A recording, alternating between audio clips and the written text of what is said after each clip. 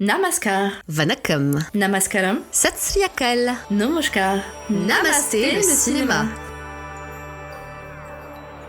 Nous sommes le lundi 30 janvier 2023 et voici les actualités du grand et du petit écran indien décryptées en exclusivité par Bolly & Co. Coucou Asma, ça va? Salut Elodie. Écoute, ça va très bien. Je me suis remise d'aplomb pour enregistrer avec toi ce nouvel épisode de notre podcast. Et comment te dire que j'ai hâte qu'on entre dans le vif du sujet? Moi aussi. Du coup, je te laisse la parole. Que veux-tu partager avec nos auditeurs avec tant d'enthousiasme? Alors, tu connais mon affection pour le site Film Companion, spécialiste du cinéma indien, n'est-ce pas? Eh bien, il y a quelques jours, j'y ai lu un article sur ces actrices qui dominent actuellement le cinéma tamoul. Les nouvelles reines du box-office? En effet, en tout début d'année 2023, 4 films importants étaient à l'affiche au Tamil Nadu. Connect, Rangi, Driver Jamuna et Sembi. Leur point commun? Ils sont tous menés par une vedette féminine. Et oui, point de héros mâles testostéronés à l'horizon, mais de vrais portraits de femmes, incarnés avec vivacité par 4 actrices formidables, Nayantara, Trisha, Aishwarya Rajesh et Kovai Sarala. La question que se pose l'article est donc la suivante. Qu'est-ce que ça signifie pour le cinéma tamoul? Eh bien tout simplement que lorsqu'un film porté par une femme fonctionne au box-office, il révèle un marché pour ce type de métrage. Ce qui explique que quand un film au genre relativement inédit fait soudain un carton, plein de métrages qui lui ressemblent verront le jour dans les 2 ans qui suivront. Et le film Woman-Centric a eu son âge d'or au tout début des années 2010, avec celle qui portait à bout de bras le genre au sein du Bollywood de l'époque, Madame Vidya Balan. Je pensais justement à elle qui a lancé la tendance avec Ichkia en 2010 et qui a explosé l'année suivante avec The Dirty Picture. Ensuite, il y a eu l'excellent Kahani qui deviendra le premier super hit de l'histoire du cinéma indie pour un métrage porté par une femme. On a eu par la suite plein de réalisateurs qui ont tenté de surfer sur la tendance en initiant des œuvres qui étaient, en principe, dans la même veine, mais qui ont plutôt contribué à tuer le phénomène dans l'œuf à cause de leurs propositions faiblardes. Et même Vidya Balan, queen du genre, semble se perdre puisque ses récents films n'étaient vraiment pas top. Il y a aussi le cas de Kangana Rano, un peu chelou, qui a d'abord joué dans des films très chouettes comme Queen ou la franchise Tanu Weds Manu, puis qui a vrillé vers les films de propagande en tournant des horreurs comme Manikarnika ou encore Tel Aviv. Tel Aviv n'est pas un massacre complet, même si c'est franchement pas glorieux, mais Manikarnika, quelle honte! Depuis, Taapsee Pannu est devenue le nouveau visage de ce registre avec une appétence pour le cinéma de genre accrue. Mais elle est si active qu'on a parfois cette impression de disque rayé. Ou alors elle souffre d'amnésie antérograde et ça explique tout. Elle oublie qu'elle a déjà signé un remake de film espagnol 6 mois plus tôt et nous resserre donc la même soupe à chaque fois. Et malheureusement, elle est froide.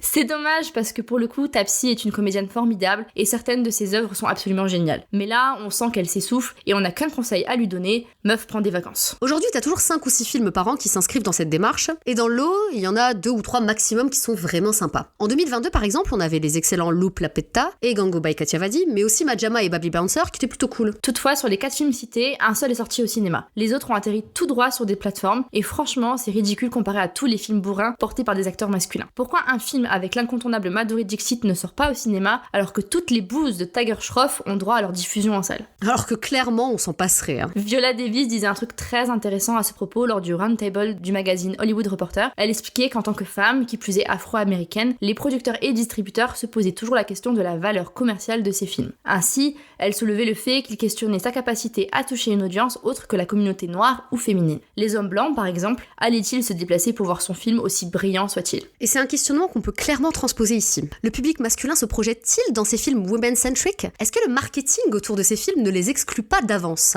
C'est pourtant pas une question qu'on se pose quand Shah Rukh Khan ou Vijay sortent un film d'action. On ne se dit pas que le public féminin ne viendra pas. On n'y pense même pas, à vrai dire. La popularité de l'acteur est suffisante pour rassembler tous les publics. Alors pourquoi ce n'est pas aussi évident quand la star d'un film est une femme? C'est un vaste sujet qui mériterait un article investigation assez conséquent, mais je parie que le patriarcat y est pour quelque chose. Merci pour cette perche subtilement tendue, Elodie. Tu veux me rajouter du taf ou quoi? Bien sûr. Si c'est comme ça, je fais aucune transition et je te laisse nous parler tout de suite des sorties de la semaine. À tes ordres. Depuis le 25 janvier, après plus de 4 ans d'absence, il est de retour. Le roi Shah Rukh Khan est effectivement à l'affiche de Pathan, véritable raz-de-marée au box-office indien, puisqu'en seulement 3 jours d'exploitation, le métrage est largement rentré dans ses frais malgré un budget colossal. Amen. Et même en France, où il est distribué par DC Entertainment Paris, les séances affichent régulièrement complet. Alors on n'a qu'une seule consigne à vous donner, réservez votre place. D'ailleurs, vous pouvez lire notre critique du film sur notre site. En ce qui concerne la SVOD, retrouvez Jan Baz sur Z5, sous-titré en anglais, et Un Action Hero sur Netflix avec des sous-titres français. Pour avoir vu ce dernier, je ne peux que vous le recommander. Ça fait un bien fou de retrouver Ayushmann Khurrana dans un film digne de ce nom. Et quel moyen idéal d'introduire Tujuti Memakar, prochain métrage de ton cher et tendre Ranbir Kapoor, Asma. Arrête, je vais vomir. En début de semaine a été dévoilée la bande-annonce de cette comédie romantique avec Ranbir et Shraddha Kapoor. Et tu sais combien j'aime Shraddha, n'est-ce pas? Oui, et au fond je l'aime plutôt bien aussi. Mais c'est vrai que c'est ta chouchoute de très longue date. Et pour le coup, j'aime beaucoup Ranbir Kapoor aussi. Et ce, contrairement à toi. Ouais.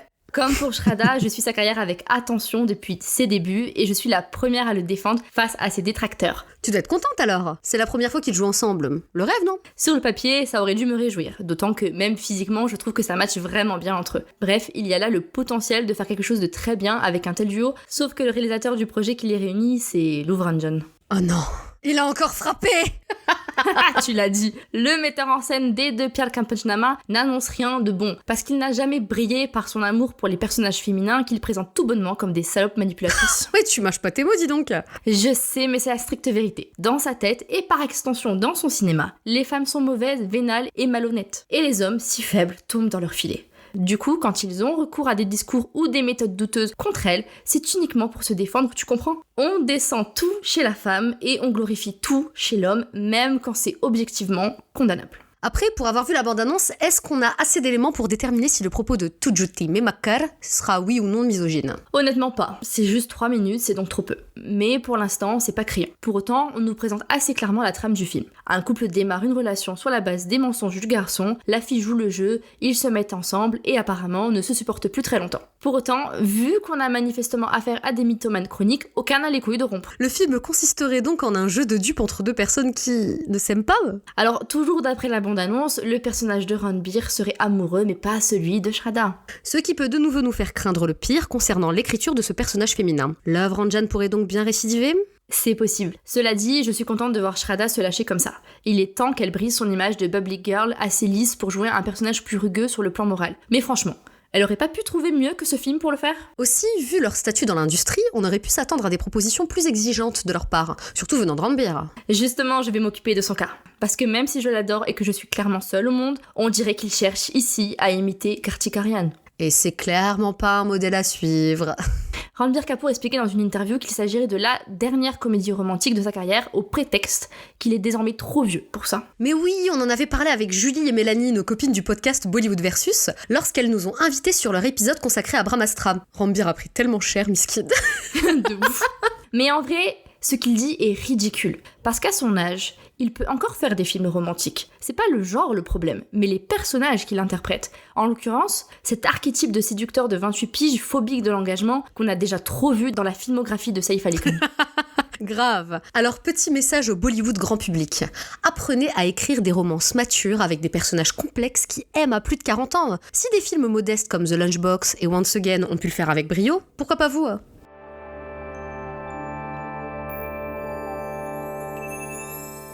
Et c'est tout pour aujourd'hui, merci de nous avoir écoutés. C'est sur la mélodie de Chet Kania du film Shehzada que l'on se quitte. L'occasion pour moi de vous rappeler que cet énième remake d'un film Telugu dispensable sortira en Inde le 10 février prochain. Dans le clip du morceau, l'épuisant Kartik Aaryan semble se prendre pour Hrithik Roshan alors qu'il donne plutôt l'impression d'avoir besoin de consulter une psychomotricienne de toute urgence. Mic drop. Cette fin, elle est magique.